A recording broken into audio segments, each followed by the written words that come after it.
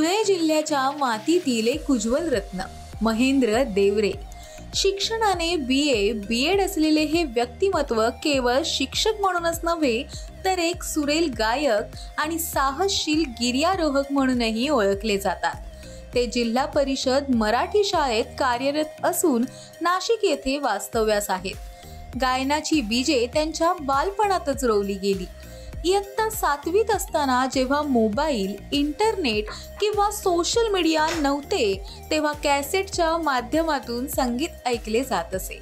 Kumar Sanu, SP Balasubramaniam आणि किशोर कुमार या गायकांच्या स्वरांनी मंत्रमुग्ध होऊन महेंद्र देवरे यांनी त्यांच्या गाण्यांचे पाठांतर सुरू केले।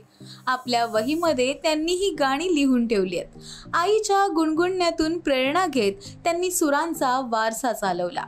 शाळकरी जीवनातच त्यांनी गायनात आपली ओळख निर्माण केली।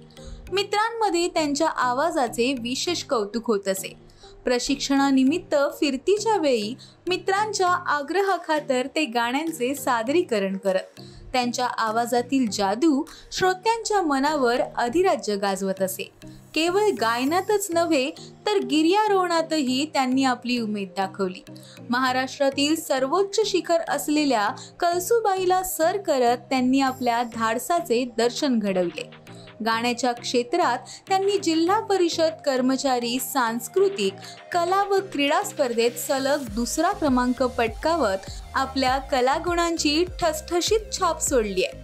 त्यांच्या या यशस्वी वाटचालीत त्यांची पत्नी रुपाली देवरे यांचे मोलाचे सहकार्य व पाठबळ लाभले।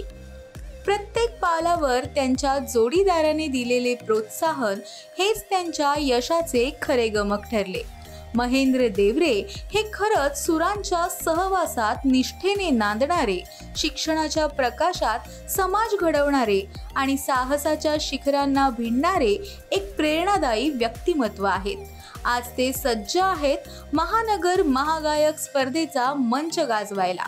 महेंद्र सुरेश देवरे यांना महानगर महागायक स्पर्धेसाठी मनःपूर्वक शुभेच्छा।